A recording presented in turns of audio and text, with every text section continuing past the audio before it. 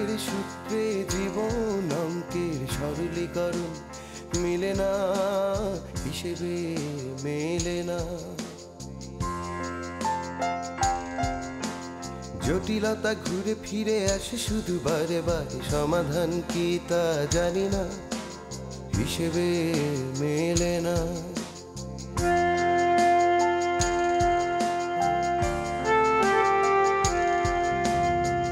স্বপ্ন দেখি স্বপ্ন ভেঙে যায়, স্বপ্ন ঝরে চোখের পাতায়, স্বপ্নের ভেলায় স্বপ্নে ভাষা, স্বপ্নের হাটে যাওয়ায় আসা। স্বপ্ন কিনি স্বপ্ন বেচি তাই স্বপ্ন আর দেখি না। গণিতের সূত্রে জীবন অঙ্কের সরলীকরণ মিলে না, হিসেবে মেলে না।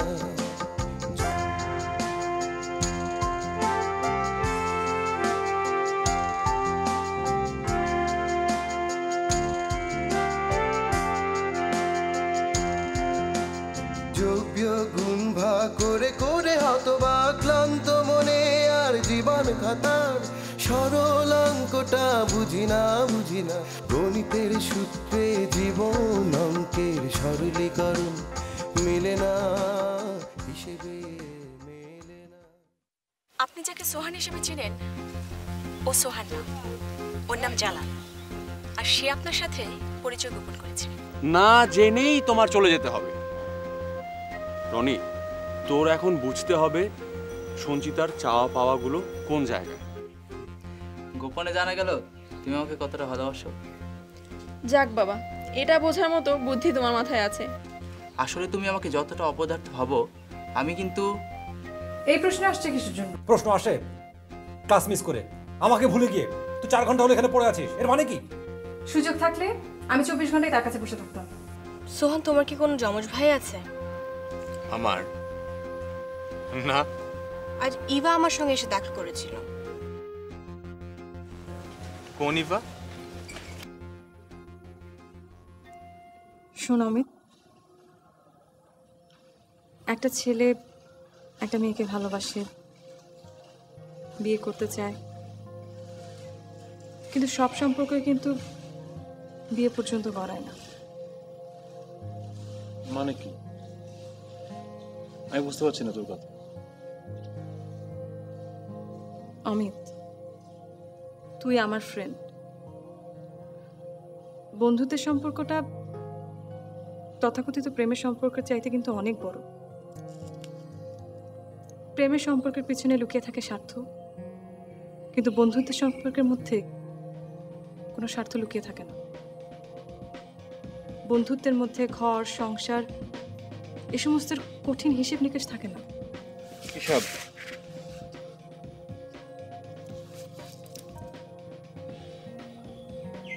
আমি তোকে ভালোবাসি,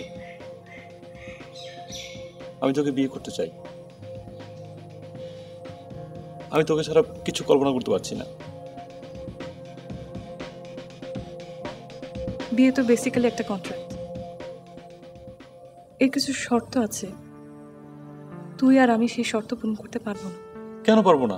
বল তুই আমাকে, আমার কি করতে হবে বল, বল আমি সব পারবো। আচ্ছা ঠিক আছে, আমাকে একটু ভাবতে দে।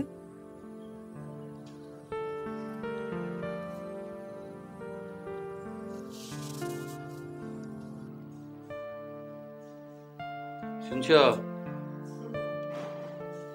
তোমাকে কিন্তু একটা কথা বলা হয়নি। কি কথা?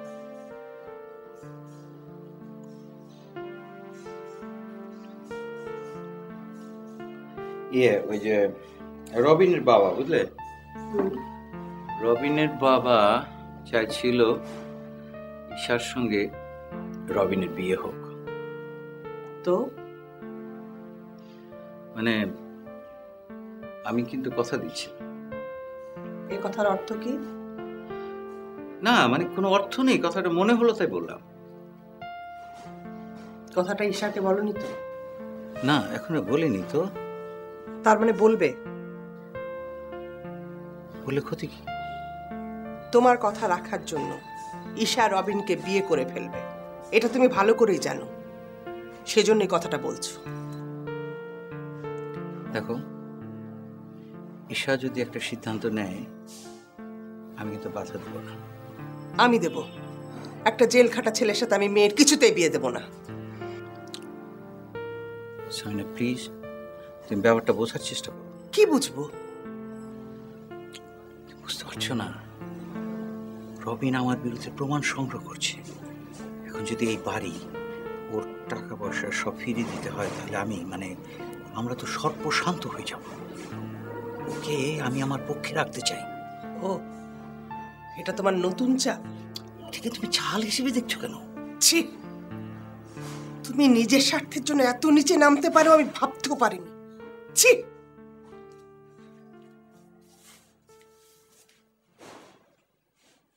তোমার কথা আমি জেরিনের মুখে বিস্তারিত শুনেছি, আর তুমি খুব কষ্ট করে বড় হওয়ার চেষ্টা করছো শুনে আমার খুব ভালো লেগেছে। জি, আমার জন্য দোয়া করবেন। অবশ্যই, শুধু দোয়াই করবো না, তোমাকে আমি হেল্প করার চেষ্টা করব। জেরিন বলল তুমি নাকি ফ্ল্যাট বুকিং দিয়েছো, গাড়িও কিনেছো। জি, আপনাদের দোয়ায়। তা ফ্ল্যাট কোথায় কিনেছো? মোহাম্মদপুরে। কত স্কোয়ার ফিট? 1650। ও, তাহলে তো বেশ বড়ই। জি, মোটামুটি একটু বড়ই। আমি আসলে খোলামেলা জায়গা খুব পছন্দ করি। Very good, very good. তা কত দিয়ে কিনেছো? 55 লাখ। 5 লাখ টাকা ডাউন পেমেন্ট করেছি, আর প্রতি মাসে 2 লাখ টাকা করে ইনস্টলমেন্ট দিচ্ছি। তা তো ফ্ল্যাট বুঝে পেতে প্রায় 2 বছর লেগে যাবে, তাই না? জি, ওরকম। হ্যাঁ, নাও নাও বাবা। জি, আমি দিচ্ছি। হ্যাঁ, থ্যাংক ইউ। আমি একটু পানি। আমি কল্পনাও করতে পারিনি ঈশা একদিন আমাকে জাস্ট ফ্রেন্ড ভাবতো। রিমা তোমাকে কি ভাবে? ফ্রেন্ড। আচ্ছা, তুই রিমাকে কি ভাবিস? Just friend? ডেফিনেটলি। আচ্ছা, তুই ওকে কখনো বিয়ে করতে চাসনি? আমি আসলে সেভাবে কখনো ভাবিনি। আমি বলতে পারিস ওপেন রিলেশনশিপে বিশ্বাসী। Open relationship? না, আমি ওপেন রিলেশনশিপ না। শোন, লাইফটা রূপকথা না। আমি তুই কি ঝিমাবি না যাবি? না, তুই যা। থাক।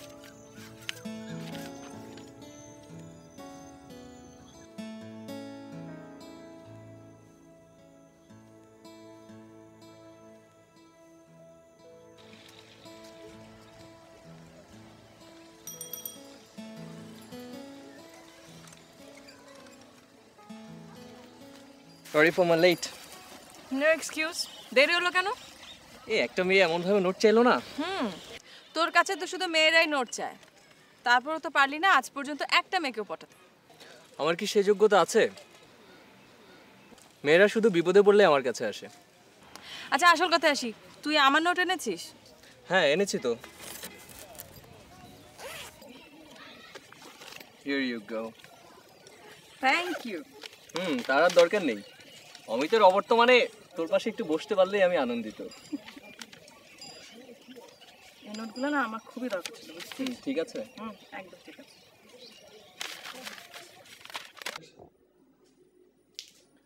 এই যে রবিন, কেমন আছে?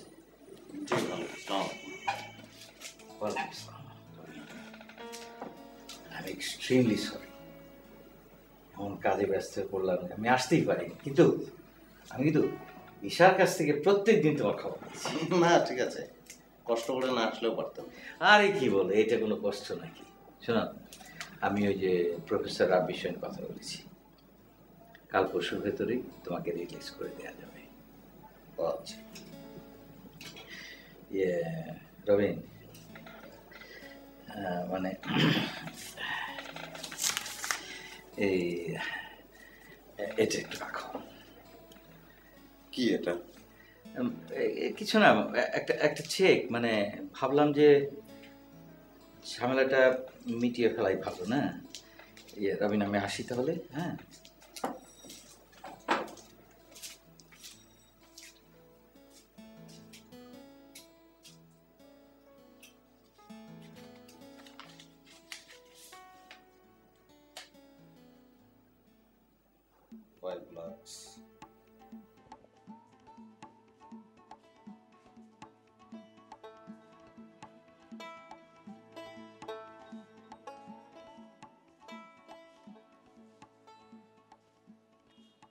সরি, লেট হয়ে গেছে।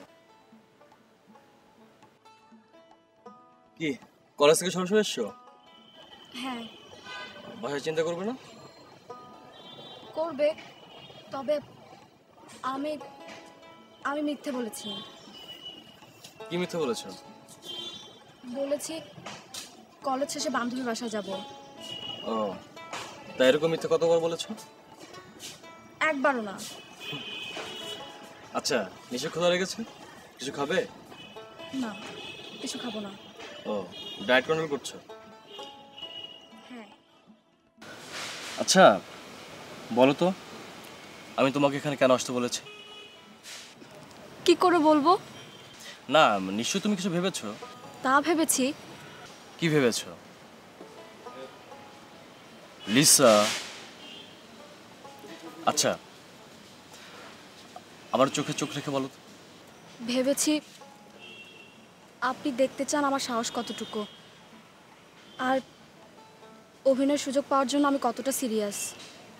আর আর বলো না, মানে আপনি আপনি আমি ঠিক আমি প্রপোজ করবো, তাই না? তা অবশ্য ঠিক, তুমি সেরকমই একটা মেয়ে। সুন্দরকে ভালো না বাসা অপরাধ। আমি তোমার কাছে একটা প্রশ্ন আশা করছিলাম। কি প্রশ্ন? আমার ধারণাগুলো ঠিক কিনা? তা ঠিক।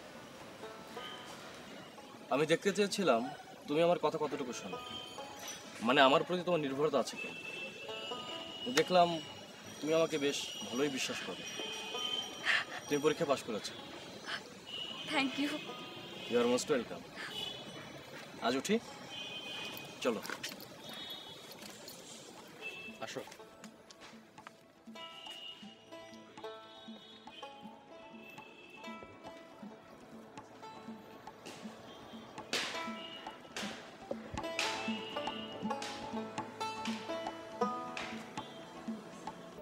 আজকে কিন্তু আরো দুজন ছিনতাইকারী ধরা পড়েছে। কি বললো ওরা? ওদের বক্তব্য এক। এখন পুলিশ কি করতে পারে? সেটা তদন্ত সাপেক্ষ। ওরা সত্যি বলছে না মিথ্যে বলছে এটা অবশ্য পুলিশ তদন্ত করে দেখবে। হ্যাঁ, তদন্ত করে প্রমাণ পেলেই কি অপরাধীরা শাস্তি পায়?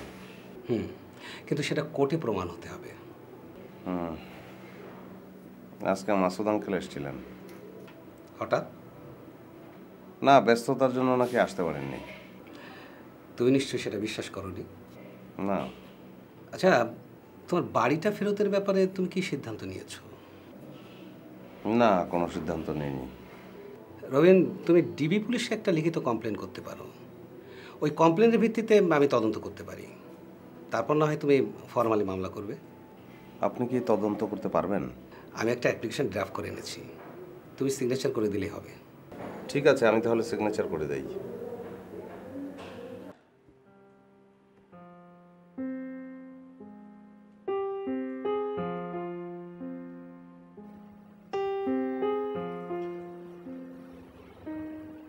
কি রে, ফুল নিয়ে এখানে দাঁড়িয়ে আছিস কেন? রবিন ভাই আসছে তো তাই। তাই ফুল হাতে করে দাঁড়িয়ে থাকতে হবে? রবিন ভাই আজকে সুস্থ হয়ে আসছে, তাই তাকে ফুল দিয়ে বরণ করতে হবে। ফুল দিয়ে বরণ করতে কে বলেছে? তোর বাবা না? না। তাহলে? এসব আমার বুদ্ধি।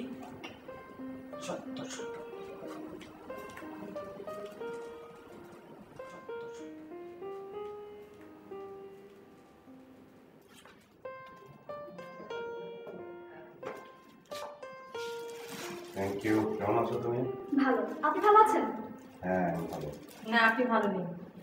ডাক্তার আপনাকে 15 দিন রেস্ট নিতে বলছে। চলুন ঘরে চলুন।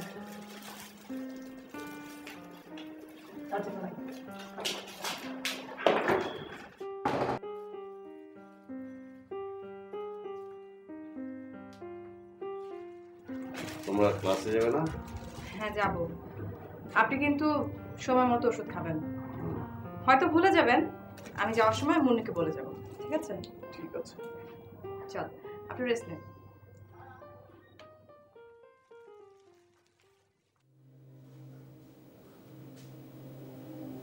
আসতে পারি?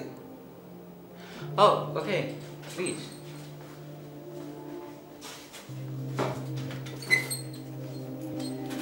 জি বলুন, what can I do for you? আপনি আমাকে একটা ফেভার করতে পারেন। Oh, of course. বলুন। না, তেমন কিছু না। আমি কিছু প্রশ্ন করব, তার ঠিক ঠিক জবাব দিলেই আমাকে ফেভার করা হবে। ও, আপনি কে? DB inspector Sohel Mahmud.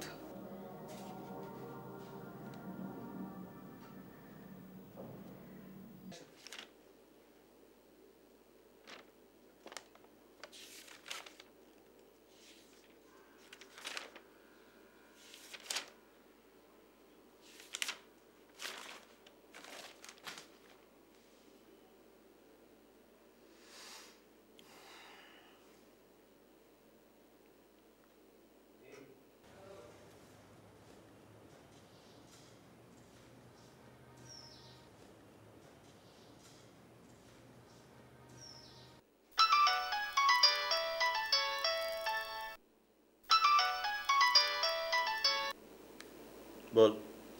এই রিমা কোথায় রে? ওকে তো কোথাও খুঁজে পাচ্ছি না, ক্যাম্পাসেও আসেনি। রিমা কোথায় আমি কোত্থেকে জানবো? আমি জানি না।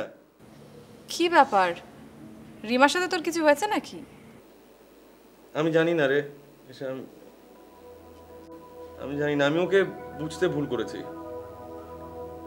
ও অনেক কনজারভেটিভ, ওর সাথে কখনোই আমার মেন্টালিটি ম্যাচ করবে না। কি বললি? রাখি রে। হ্যালো, তুমি কিছু বলবা না? না। আচ্ছা, তুমি কি অনেক কষ্ট পেয়েছো? কাল আমি ক্যাম্পাসে আসিনি বলে তুমি কষ্ট পেয়েছো? একটু। আমারও খুব কষ্ট হয়েছে, কিন্তু তারপরেও আসিনি। আচ্ছা, ফোনটা তো খোলা রাখতে পারতা। কালকে সবাই মজা করে ঘুরতে গেল। তুমি যাওনি? তুমি যাওনি, আমি কিভাবে যাই? আচ্ছা, আমরা সব পুষিয়ে নিব, ঠিক আছে? আচ্ছা চলো আমরা এখন রিক্সা দিয়ে ঘুরে বেড়াই। ওকে, ডান। চলো।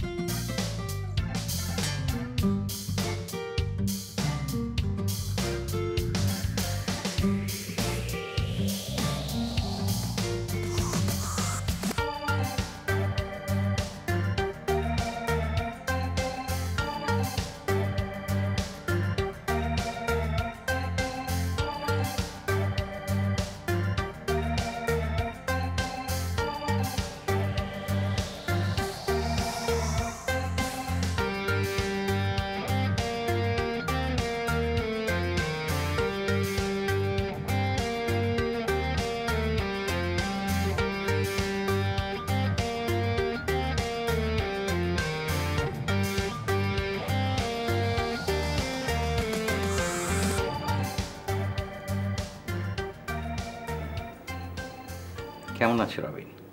জি ভালো, বেঁচে গেছি সেটাই যথেষ্ট। ওই ছিনতাইকারীগুলো ধরা পড়েছে জানো তো? জি। ওদের উপযুক্ত শাস্তি হওয়া দরকার।